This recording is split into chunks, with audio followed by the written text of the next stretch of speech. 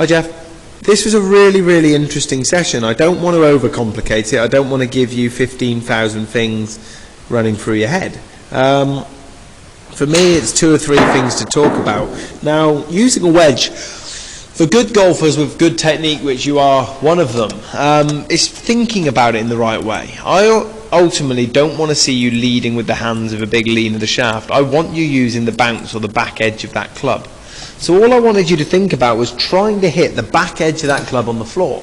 That way you can hit down, you can hit the ball as hard as you like, but you're not going to get the one where you chub it or fin it. So for me, all I wanted you to ultimately think about in that position was almost using the back edge, and to you it felt like a scoop, but look at that. You can see it's just a nice controlled movement. Look, through impact, you're using the back edge of the blade. Look at this, the front edge is off the floor.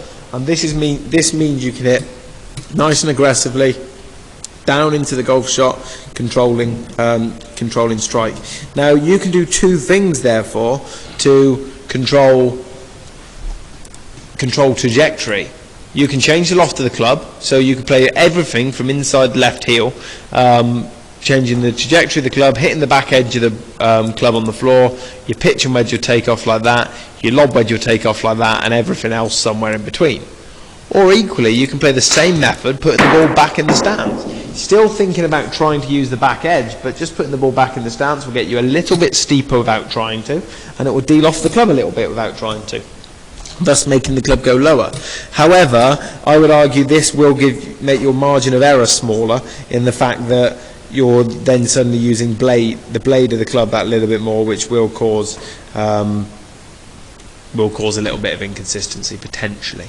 For me then, we got you hitting this off tighter lies, we got you hitting this off normal lies, and again, even off a tighter lie, you can see here, dodgy camera angle, but you can see from that position you're still using the back edge of that club. Look at the club bounce off the floor and therefore slide straight underneath it.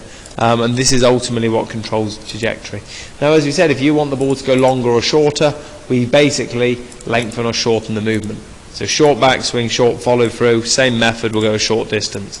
Lengthen it, the ball will go further. Lengthen it, the ball will go further again, and so on. And that's all we're trying to do to control those positions. It's just getting your body used to those feelings.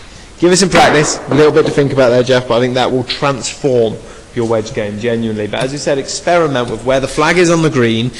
Try not to think always about the yardage of the flag. Think about the yardage of where you want the ball to land, because that can vary massively, especially in the summer, if you're flighting it in there over 50 compared to flying it all the way in there over 58.